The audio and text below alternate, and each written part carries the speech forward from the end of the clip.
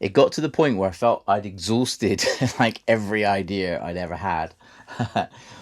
And the day I did this was the day I knew I needed to leave the band. So today I want to talk a little bit about performance and how important some of these things are. I'm sure a lot of you do this already, but again, it's interesting to share ideas. And for those of you that have yet to do much performance, then this stuff might be useful for you. So just quickly, one of my recent students, the last few years, has been coming quite regularly, and he's doing a university course, and he's a good player and hasn't had like loads and loads of experience playing live, but during the lessons and building up to the exams, we've been talking a lot about some of this stuff because it's a performance based course.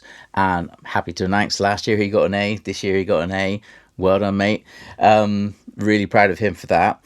And, just silly stuff that we've been talking about firstly. So that's rule number one: sound checking, levels, making sure the guitar's in tune, making sure all of the simple stuff, like whether you leave the guitar on stage, are you going to walk up and put it on? Are you going to walk on with your guitar, then plug in? If you're going to plug in, do you have a volume pedal to make sure it's muted and plug in? All these things, just to make sure that that very first impression is really important, is some stuff that can get overlooked. And even if it's like a local pub gig, to me, this stuff's important. You want to come out feeling good and ready to play, right? So that's the first thing. An obvious one: know the material. So you have to know the material like inside out so that you can feel relaxed, feel good about it, and actually perform. It's one thing to stand there and really play something rigidly. It's another thing to kind of, well, make it entertaining. People want to feel like you feel good about playing, and if you're worried about, oh, what's this bit coming up, or this, it may not be the most enjoyable experience for the audience. So just knowing the material is, of course, so crucial, and feeling relaxed about it. And on that note, I want to talk a little bit about feeling nervous. Of course, this is a big one. Some people get really, really nervous, and others are not. But if you are somebody that feels nervous, there's a few things to kind of think about. One of my ex-partners, who was a great musician, suffered with nerves, and we used to talk a lot about this. And I did an exercise one time saying, hey, rather than think of the complex song that you may want to play, let's say it's an acoustic guitar and a voice thing, I want you to walk out into the living room, pretend there's 10,000 people ready to scream your name. I want you to kind of really believe it's real, stand outside, take a breath, put the guitar on, walk out and just strum an E chord, like something so simple, and just, have that confidence in what you're about to do. And what was funny, she kind of went out and was so nervous, she kind of messed up the E chord, and we both fell about laughing. But hey, that's another matter. That was just one of those moments. But anyway, joking aside, I think my feeling about nervousness, what I was trying to get across is that sometimes it's, if you feel slightly underprepared, that's really not going to do your nerves much good. And so the only way to control that feeling, in my opinion anyway, is to just practice it to a point where you feel confident that you can nail it, and it's not even a question. There's this lovely anecdote I heard years ago from a classical guitarist who mentioned guys back in the day practicing that didn't have technology or anything, just an acoustic guitar and rocks, and they would have a pile of rocks, and it was like, right, play this piece. If you play it correctly, move the rock. If you play it correctly again, move another rock, and you keep going until you finish the pile. However, if you mess up even after 7 rocks, then you better do it again, etc., etc. I thought that was a lovely thing, and I followed that kind of ethos with my practice over the years to really nail the things that I'm trying to play. So that's just a little maybe small comfort. So if you're feeling nervous, put that energy into the practice of the songs that you're doing. And I've always been a believer of kind of confidence is knowledge, so you can feel confident in the knowledge that you've practiced enough. And again, another kind of analogy would be if you were at school and someone's like 2 plus 2, you confidently throw your hand up and say 5, right? So obviously, if you really know something, you can feel confident about it. So the other thing I want to pose about feeling nervous is I kind of believe it's a psychological thing when people kind of tend to care too much what people are going to think. And this is a big one, of course, because that's important. If we care about what we're doing, we want it to go well and we want the people to enjoy it. But I think it's something that we all have to be really honest about. Like, do we care what they think because it's like it reflects on our personality? Like, do they think we're good enough? Do they think I'm great? Do they not think I'm great?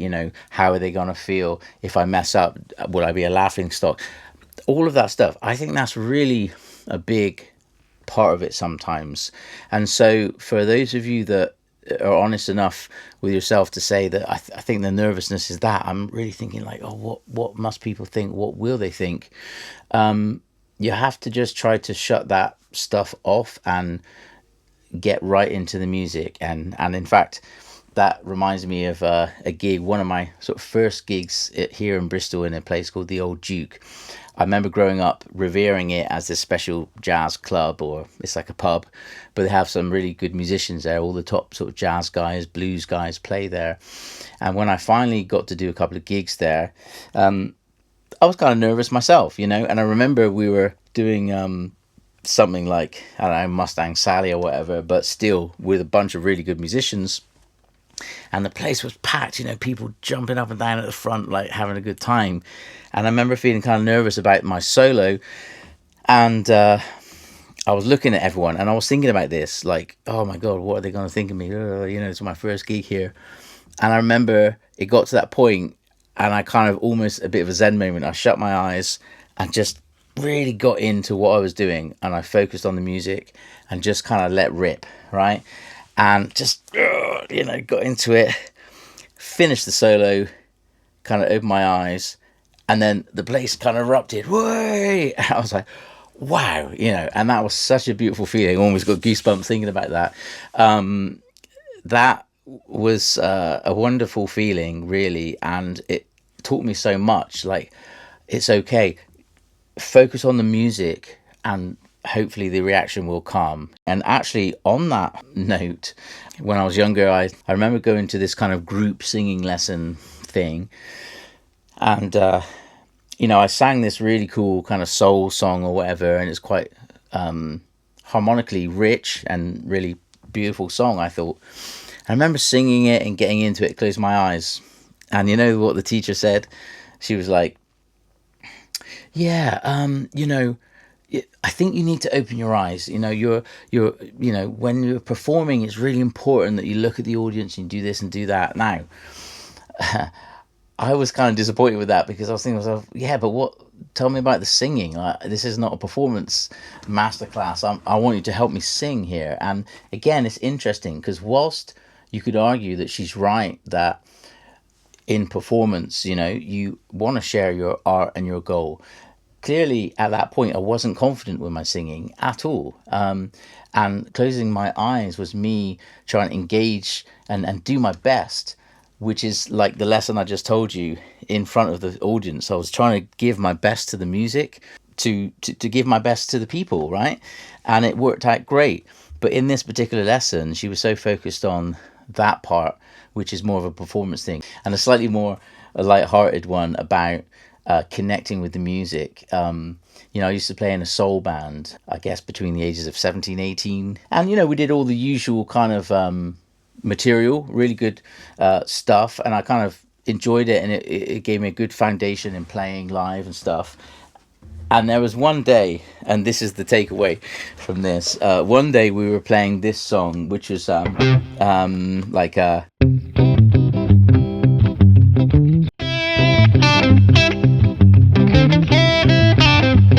can't even remember what it's called now, but that kind of soul song, right?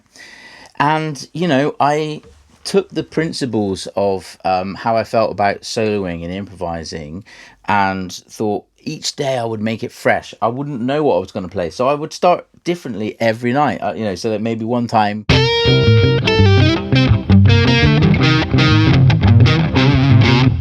another time I might start like,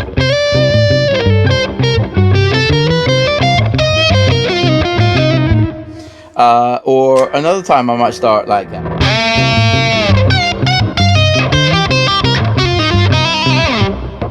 or whatever, Now, I didn't really necessarily always have a distortion sound. Sometimes I play with a clean sound. Sometimes I do this. Here's the point I want to make. So it got to the point where I felt I'd exhausted like every idea I'd ever had.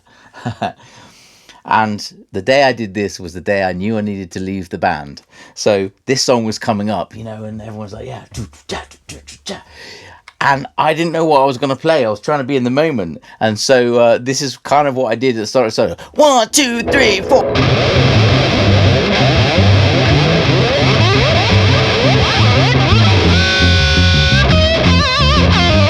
Or whatever the hell I did, right? I genuinely did that and felt so stupid, but I just didn't know what else to do. It didn't fit. It was the most unmusical thing, but it was kind of hilarious at the same time. Now, I got off the stage after that song and I said, Rick, I think I need to leave the band.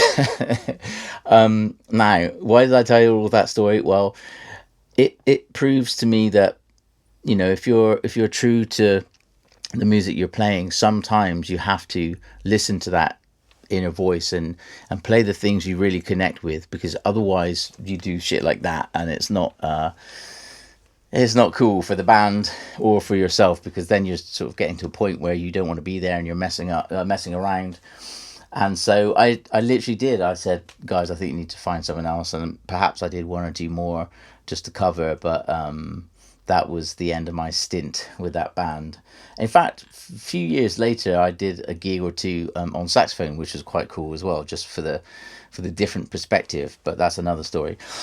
So finally, connect with the musicians that you're playing with as well. Connect with the audience if you can, and enjoy it. At the end of the day, it's one of the most beautiful feelings in the world if you're able to share the thing that you love most with friends or bandmates in a communal space, be it a pub, be it a stadium, a concert hall.